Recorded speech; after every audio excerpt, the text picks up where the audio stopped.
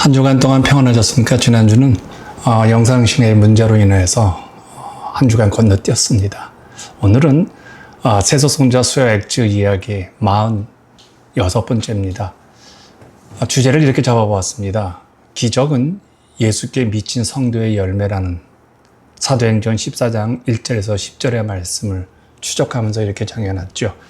계속 사도 바울의 제1차 선교 여행을 지금 저희는 따라가고 있습니다. 1차 선교 여행의 출발지는 안디옥이었죠. 안디옥 교회는 예루살렘 교회의 도움으로 이방인을 위한 선교를 위한 목적으로 탄생한 교회입니다. 안디옥 교회는 바울과 바나바를 택해서 이방인을 위한 선교사로 보냈죠. 이 두 사람의 1차 선교 여행은 구브로 섬에 가서 이제 복음을 전하는 것이었습니다. 구브로 섬에서 전도를 할 때 전도를 마치고 바울과 바나바는 다시 육지로 돌아와서 이제 비시디의 안디옥 그리고 이고니온과 루스드라와 더베까지 가서 복음을 증거했습니다. 바울의 1차 전도 여행의 이제 반환점은 더베입니다.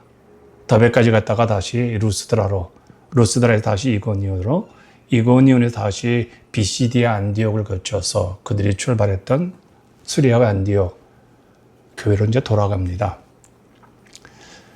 좀 복잡하지만 이 과정은 이제 한 번쯤은 저희들이 정리해야 되기 때문에 정리를 해드렸습니다. 비시디의 안디옥에서 복음을 증거하다가 바울과 바나바가 쫓겨난 바울은 이고니온으로 가죠. 그래서 1절은 복음을 받아들이는 사람에 대한 설명이고 2절은 복음을 거부한 사람들에 대한 설명이 소개되고 있습니다. 자, 1절 한번 보십시다. 이에 이고니온에서 두 사도가 함께 유대인의 회당에 들어가 말하니 유대와 헬라의 허다한 무리가 믿더라. 유대인 회당에 들어가 말하니 강팍한 유대인들에게 쫓겨 이고니온에 온 바울을 말을 하죠. 그렇다면 바울은 이곳에서 무엇을 말했을까요? 비시디의 안디옥에서 말하던 그 말입니다. 그럼 비시디의 안디옥에서 한 말은 유대인의 마음을 분노케 한 말이었습니다. 그러면 이제 그 말 하지 말아야 합니다. 근데 바울은 그 말을 또 합니다. 장소가 바뀐 것뿐 사명은 바울에게 있어서 바뀌지 않았다는 겁니다. 생각해 보십시다. 바울은 자신이 전한 말씀 때문에 극심한 탄압을 받았죠. 따라서 이곳에서도 똑같은 말씀을 전하면 동일한 탄압이 올 것이라고 생각할 수 있죠. 아니, 당연히 그렇습니다. 그런데도 그는 똑같은 말씀을 전합니다. 예수 그리스도가 우리의 구세주이시며 우리의 주님이시기에 그분을 영접하면 영원한 생명을 얻고 그분을 영접지 아니하면 하나님의 영원한 저주를 받을 것이라는 이 말씀을 그는 또 증거합니다. 어떤 상황에서도 바울의 설교는 변함이 없었다는 겁니다. 조금 변할 법도 한데 바울은 요동하지 않습니다. 똑같은 설교를 합니다. 청중이 어떤 반응을 보이건 그는 그리스도가 주시라는 사실을 설교를 하죠. 그렇다면 바울은 왜 이런 어려운 상황에서도 똑같은 말씀, 핍박이 올 거를 예측하면서도 똑같은 말씀을 전할까요? 갈라디아서 6장 14절은 그 이유에 대해서 이렇게 말하죠. 그러나 내게는 우리 주 예수 그리스도의 십자가 외에 결코 자랑할 것이 없으니 그리스도로 말미암아 세상이 나를 대하여 십자가에 못 박히고 내가 또한 세상을 대하여 그러하니라. 바울에게는 정말로 예수 그리스도 외에는 자랑할 것이 없습니다. 바울에게는 예수 그리스도 그분에 대한 말 말고는 전할 게 없다는 겁니다. 대단한 고백이죠. 그런데요, 바울에게는 정말 자랑할 것이 없습니까? 그는 누구보다 자랑할 것이 많은 사도였죠. 그에게는 자랑할 지성이 있습니다. 자랑할 배경이 있습니다. 좋은 가문이 있죠. 그리고 진리에 대한 열정이 누구보다 강합니다. 이런 모든 것들이 그에게는 자랑거리죠. 인간적으로 그보다 자랑거리를 많이 가지고 있는 사람이 있을까 할 정도로 그는 대단한 인물입니다. 그런 그가 예수 외에는 자랑할 것이 없고 예수 외에는 할 말이 없다고 합니다. 그리고 자기가 가지고 있는 것을 배설물로 여겼다고 합니다. 예수가 누구에게 자신이 가지고 있는 이 모든 자랑할 만한 것들, 학문적 배경, 가문적 배경, 사회적 환경, 이런 모든 자랑을 다 배설물로 버렸다는 겁니까? 예수 그리스도 그분이 그만큼 바울에겐 소중한 분입니다. 아마 영원한 생명을 주신 분에게 더욱 그럴 수 있습니다. 그리고 이 땅에서 유일한 진리이기에 그럴 수 있습니다. 따라서 사도 바울에게는 죽음이 찾아온다 한들 자기는 이미 영원한 생명을 소유한 자이기 때문에 예수님을 부인할 수 없는 겁니다. 자기의 명예와 재물과 모든 것들이 박탈당하다 할지라도 자기에는 천국이 있고 예수의 생명이 있고 부활이 있기 때문에 예수님만큼은 절대로 포기할 수 없습니다. 그렇지 않습니까? 생명을 얻은 자가 죽음을 두려워합니까? 천국을 소유한 자가 이 땅의 명예가 뭐 그리 대단한 것이냐는 거예요. 우리가 예수를 포기했습니까? 바로 그겁니다. 그분은 영원한 생명이기 때문에 그 생명을 우리가 가졌기 때문에 포기할 수 없는 것이죠. 여기서 이런 묵상을 해봅니다. 목사이기 때문에 직업적으로 설교하고 주님을 섬기는 목사가 되고 싶은 마음은 없습니다. 사실은요. 그런데요, 목사이기 때문에 교우들의 눈치를 보면서 설교를 할 때가 있다는 겁니다. 내가 환경 때문에, 나이가 허락되어진 환경 때문에 설교를 바꾸는 경우가 종종 있습니다. 오늘이나 내일이나 영원하신 주님, 사도 바울이 증거했던 그 주님은 오늘 21세기의 이 최첨단 세계에서도 변함이 없는 생명이고 진리이죠. 온 천하를 주고도 바꿀 수 없는 생명 대신 우리 주님이 우리 안에 있다면요, 설교도 동일해야 합니다. 또한 우리의 삶도 동일해야 되죠. 이런 바울의 열정이 우리에게 필요합니다. 주님을 전하지 않고는 견딜 수 없는 예수님에 대한 뜨거운 사랑, 그걸 말하는 겁니다. 그런데 이런 복음 앞에 어떤 사람들은 극렬하게 반대를 했습니다. 2절을 보세요. 그러나 순종치 아니하는 유대인들이 이방인들의 마음을 선동하여 형제들에게 악감을 품게 하거늘. 여기 순종하지 아니하는, 구약에서 이스라엘 백성의 반역을 가리키는 용어죠. 예레미야 26장 15절에, 또한 민수기 11장 20절에, 신명기 1장 26절에 이런 표현들이 나오죠. 복음을 거절하는 유대인 앞에 이 수식어 순종치 아니한다. 무슨 뜻입니까? 말씀을 들을 때 그들의 자세가 문제라는 거예요. 유대인들도 하나님을 믿는 사람들입니다. 그런데 왜 그들이 하나님 말씀을 듣지 않았을까요? 왜 불순종했을까요? 그들 영 안에 불순종의 영이 들어갔기 때문에 그래요. 여러분, 복음 앞에는, 설교를 들을 때는 우리의 태도와 자세가 중요하죠. 삐뚤어진 영이 우리 영혼 안으로 들어오면요, 사물을 다 삐뚤어지게 보지만 설교를 이상하게 듣습니다. 하나님의 말씀을 이상하게 꼬아서 듣는 경우가 있죠. 이건 내가 그러고 싶어서 그러는 게 아니에요. 내 영 안에, 내 안에 불순종의 영이 들어왔기 때문에 그래요. 그래서 하나님 말씀을 들을 때는요, 정말 영적 전쟁하는 마음으로 하나님 말씀을 들어야 돼요. 한마디로 순종하겠다. 내가 저 말씀을 듣고 순종하겠다라는 태도와 각오를 가지고 말씀을 드려야 합니다. 이러지 않으면요, 불순종이 쑥 들어와서 하나님 말씀이 설교가 되치게 당하죠. 말씀이 들어와야 우리의 삶이 변합니다. 힘들 때 위로가 되어지고 또 힘이 없을 때 능력을 받게 되는 것이죠. 또한 악감을 품게 하다는 표현이 있습니다. 이건 누군가에게 해를 끼치는 겁니다. 내가 설교를 듣고 악감을 가져서 주변 성도들에게 그 설교에 대해서 비난하고 그들에게 나쁜 방향으로, 불순종으로 인도하는 것을 말하죠. 그러니까 믿지 않는 유대인들은 바울 일행에게 해를 끼치기 위해서 이방인들을 선동한 겁니다. 저들은 하나님을 거역하는 자들이라고요. 여기서 묵상을 해봅니다. 똑같은 시간에 똑같은 사도 바울의 말씀을 들었던 사람들의 반응이 두 가지로 나타납니다. 믿는 사람들과 안 믿는 사람들로 구분되어지죠. 복음을 받아들인 사람과 복음을 거부하는 사람으로 구분되어집니다. 기뻐하고 찬양하고 감사하는 사람들과 비판하고 저주하고 또한 박해하는 사람들로 나눠지게 되어지죠. 요즘 말로 말하면요, 좋은 놈과 나쁜 놈으로 구분되어집니다. 설교를 하다 보면요, 어떤 사람은요, 그의 영혼 속으로 하나님의 말씀이 스펀지같이 쑥쑥 들어가는 사람들이 있습니다. 그런데 어떤 사람들은 반응이 없습니다. 똑같은 시간에 예수님을 증거했는데 어떤 분은 기쁨이 충만하고 어떤 분은 감동이 없습니다. 이 불명한 구분에 놀랍지 않습니까? 그렇다면 복음에 문제가 있습니까? 말씀에 문제가 있는 것일까요? 아닙니다. 사람에게 문제가 있습니다. 설교자에게 문제가 있습니다. 그리고 듣는 성도에게 문제가 있다는 겁니다. 지금 바울 일행은 참 난감한 상황에 처해 있죠. 3절을 보세요.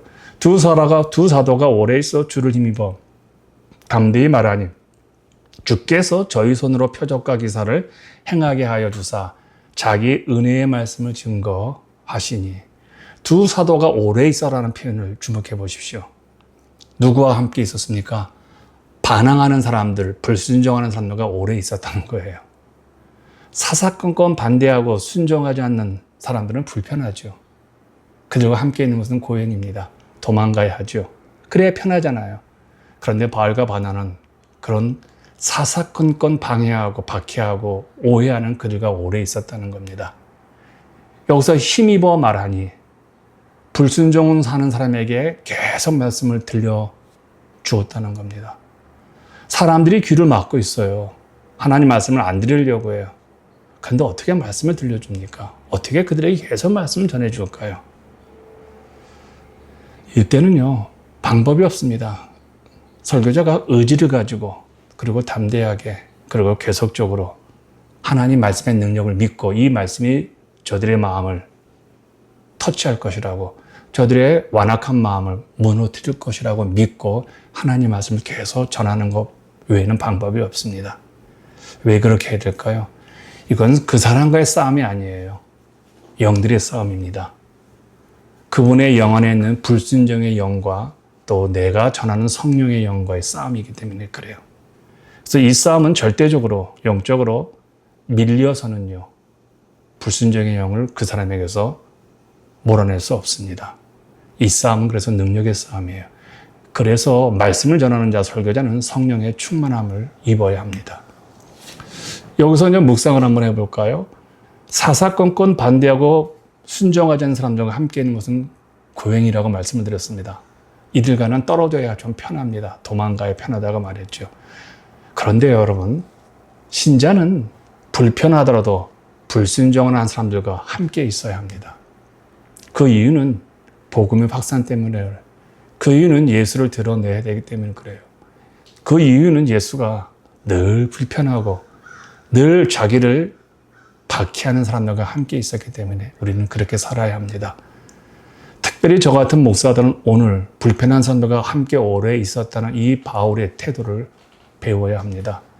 한 영혼을 포기할 수 있는 마음이 있는 자들에게는 불편한 영들과 사사건건 반대하는 사람들과 오래 있을 수가 있죠. 여러분 꼭 기억하십시오. 포기는 하나님께만 있는 원칙이에요. 우리에게는 포기할 권세가 없고 사랑과 기다림으로 함께할 순종의 마음만 있는 것이죠. 4절입니다. 그 시내의 무리가 나뉘어 유대인들을 따르는 자도 있고 두 사도를 따르는 자도 있는지라. 복음이 전해지면요, 홍해가 갈라질 때요, 이스라엘과 애굽인 그 사이로 갈라지듯이 복음도 사람을 두 패로 갈라놓습니다. 무슨 말입니까? 변하는 사람과 계속적으로 변하지 않고 방해하는 사람으로 나눌 수 있다는 거예요. 하나님 앞에 말씀 들을 때 우리는 순종으로 반응을 해야 되죠. 그럼에도 불구하고 꼭 기억하세요. 영적 공동체 교회는 항상 둘로 나누는 현상이 있습니다. 악인이 있으면 의인이 있습니다. 좋은 사람이 있으면 나쁜 사람이 있습니다. 충성스러운 성도가 있다면 불충성하는 성도가 있다는 거예요. 이건 어쩔 수 없는 영적 현상입니다. 여기서 한번 묵상해 보십시다. 교회의 바른 복음이, 교회의 바른 설교가 전해지는데 교회 안에 패가 갈라지지 않는다면 그것은 설교가 문제가 있는 거예요. 그건 교회가 문제가 있는 거예요. 복음은 반드시 반응하게 되어 있습니다. 순종하든지 격렬하게 대항하든지 둘 중에 하나가 교회 안에서 나타나야 합니다. 그래서 올바른 말씀이 선포되면 교회는 갈등의 구조가 쌓입니다. 어떤 경우는 교회가 갈라지기도 합니다. 그건 역사적으로 불명한 모습이죠. 등과 기름을 준비한 처녀들이 있는가 하면요. 기름이 부족해서 허덕이는 처녀들이 있습니다. 오늘 나는 어디에 속한 사람인가? 늘 등과 기름을 준비하는 사람인가? 아니면 기름을 부족 현상을 누리는 사람인가요? 이제 처음으로 유대인과 이방인이 합세하여 바울을 배척합니다. 바울을 탄압하는 모습이 5절, 7절까지 소개되고 있습니다. 이방인과 유대인과 그 관리들이 두 사도를 모욕하며 돌로 치려고 달려드니 그들이 알고 도망하여 루카오니아의 두 성 루스드라와 더베야 그 근방으로 가서 거기서 복음을 전하니라.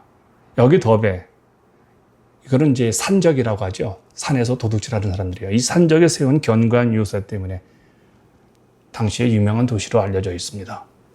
더베는 내륙에 있는 작은 도시였기 때문에 유대인들이 많이 살지 않았다고 합니다.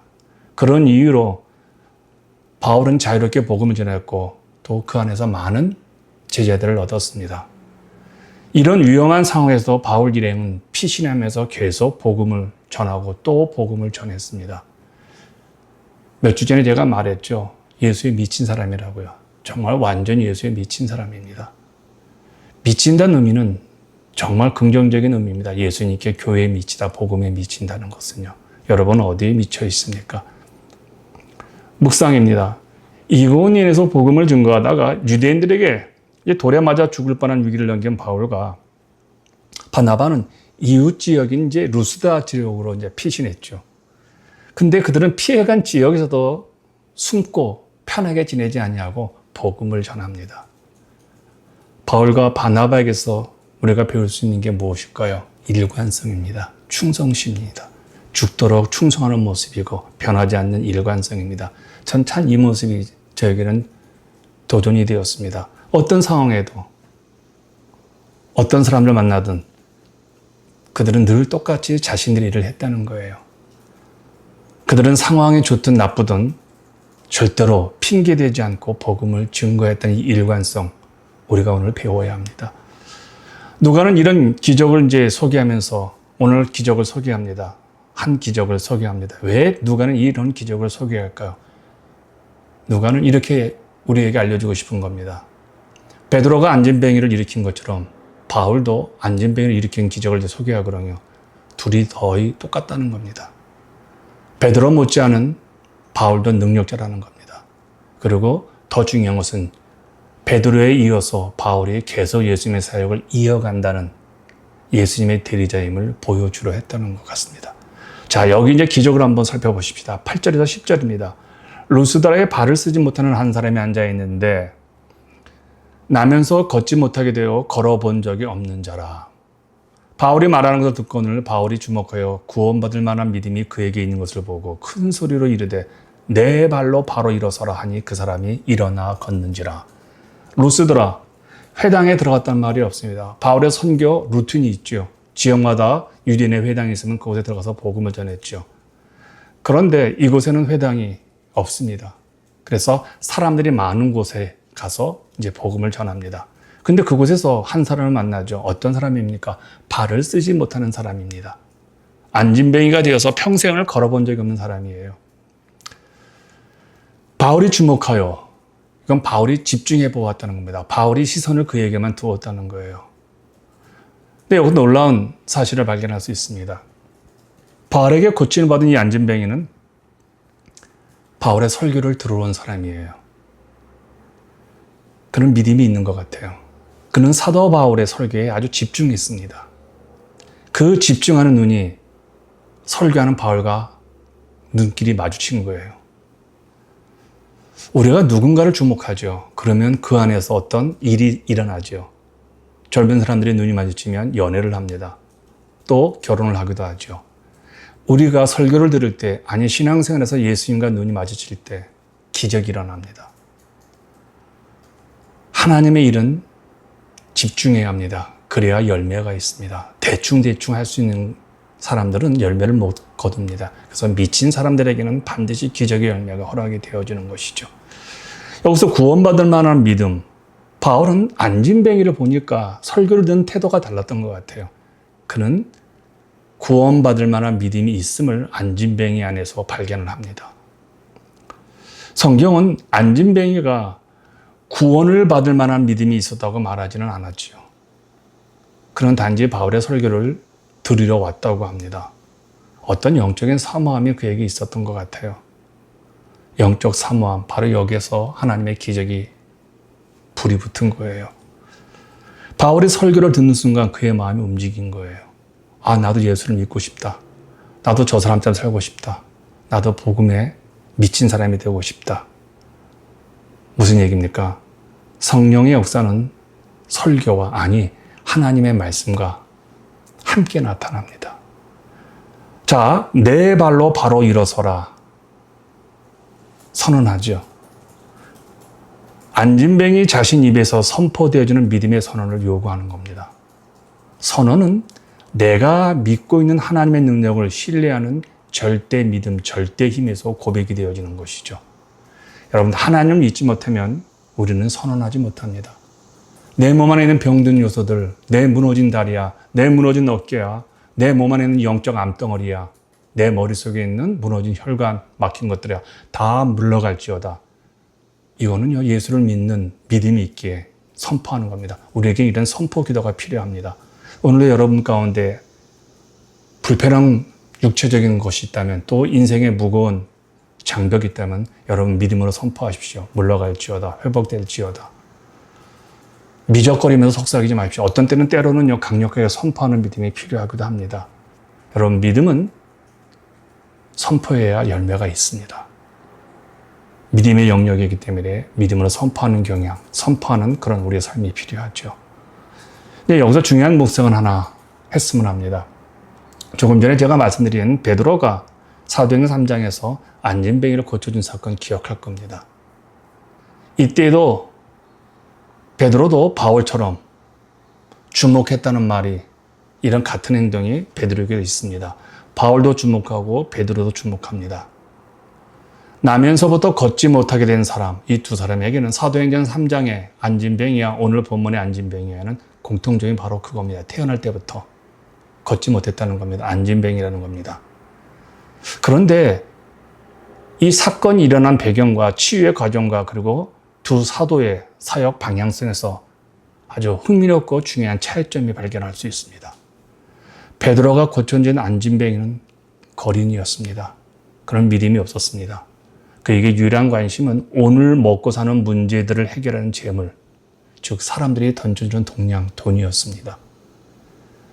이 안진뱅이의 인생은 돈으로 가득 찬 인생이라고 말할 수 있습니다. 그래서 그의 눈에는 베드로가 그렇게 크게 보이지 않습니다. 베드로가 지나가도 베드로를 주목해보지 않습니다. 복장이 화려한 부자들, 그들에게만 그에게는 눈이 가 있죠. 그래서 베드로가 이렇게 말합니다. 그 유명한 성경 구절입니다. 은과 금은 내게 없거니와 나에게는 살아계신 예수 그리스도가 있으니 내가 너에게 돈은 못 주지만 예수 그리스도를 줄 테니 일어나 걸으라고요. 그런데 여러분, 바울이 만난 이 안진뱅이는 거지가 아닙니다. 믿음이 있는 사람이었습니다. 그는 남의 도움이 필요 없었습니다. 자기 스스로 기적을 창조할 수 있는 믿음이 있었지요. 말씀을 듣는 동안에 이 엄청난 기적이 그의 내면에 창조된 겁니다. 보십시오. 베드로는 안진뱅이를 일으킬 때 나사렛 예수 그리스도의 이름으로 일어나 걸으라고 말한 뒤 베드로가 친히 오른손을 잡아 일으킵니다. 그러자 이 안진뱅이의 발과 발목에 곧 힘을 얻게 되어지죠. 신체적인 접촉과 구체적인 행동이 동반되었죠. 그런데 바울은요, 손을 잡아주지 않습니다. 신체적 접촉도 없습니다. 오직 말씀으로만 큰 소리로 이르되 내 발로, 내 믿음으로 바로 일어서라고 말합니다. 오직 말씀에 선포만 있었습니다. 바울은 신체적인 접촉 없이 그가 설교를 듣고 난 다음에 생긴 믿음으로 내 발로 스스로 일어나 걸어가 말했던 것이죠. 이 두 차이를 보시면서 내 믿음은 어느 편에 속했는지를 보시기 바랍니다. 자, 오늘 결론입니다. 사도행전 전체의 흐름인 복음이 예루살렘, 즉 베드로를 넘어 이방 땅 끝 바울까지 확장되는 과정을 보여주는 성령님의 멋진 연출이 이 본문에 소개되고 있습니다. 다음 주에는 기적을 일으킨 곳에서의 반응과 바울의 대처를 살펴보려고 합니다. 자, 이제 소대 세속 성자들 우리들에게 숙제를 물려준 영적 교훈이 있습니다. 첫 번째, 복음에는 늘 영적 전쟁이 따른다는 겁니다. 교회에는 늘 영적 전쟁이 있다는 겁니다. 복음이 흥왕되는 곳에는 언제나 대적하는 세력과 분열이 일어난다는 것입니다. 그러므로 교회에 분열이 있다는 것, 교회에 갈등이 있다는 것은요, 사역의 실패가 아니라 복음이 살아있다는 증거입니다. 두 번째입니다. 사명은 어떤 환경이든 뛰어넘는 능력입니다. 사명은 믿음으로 그리고 모든 환경을 뛰어넘는 최고의 능력이죠. 사도들은 돌에 맞아 죽을 위기를 피해 도망쳤지만 낙심하지 않고 그들이 이동한 곳에서 또다시 똑같은 복음을 전합니다. 그렇습니다. 우리들에게도 장소가 바뀐 것일 뿐, 나이가 좀 들었다는 것일 뿐, 우리의 콜링은 바뀌지 않습니다. 꼭 기억하십시오. 세 번째입니다. 성경적 믿음은 반드시 기적을 부릅니다. 나면서부터 걷지 못하던 사람에게 일어난 믿음을 하나님 보셨지요.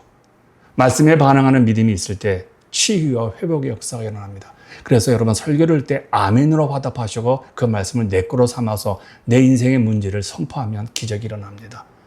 자, 오늘 같이 세 가지 기도 제목, 세속 성자들로부터 받은 기도 숙제를 여러분과 함께 기도했으면 합니다. 우리가 살아가면서 예상치 못한 고난과 거절, 위기를 만날 때 낙심하거나 포기하지 않게 해달라고 기도하십시오. 사도들의 박해를 피해 도망간 그곳에도 여전히 복음을 전했던 것처럼 내 삶의 자리가 바뀌고 환경이 어려워질지라도 내게 주신 사명과 그리스도인으로서의 정체성을 끝까지 지키며 담대하게 전진하게 하옵소서 기도하십시오.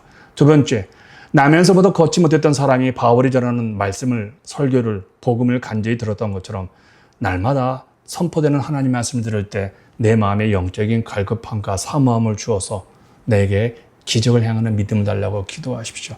세 번째입니다. 내 주변에 영적으로 육적으로 갇혀있고 주저앉아있는 우리의 이웃들을 영적인 눈으로 우리가 좀 주목해서 그들의 시선을 두어서 기적이 일어난 삶으로 가라기를 기도하기도 바랍니다. 한 주간도 믿음으로 승리하시고 다음 주 수요일 날 뵙겠습니다.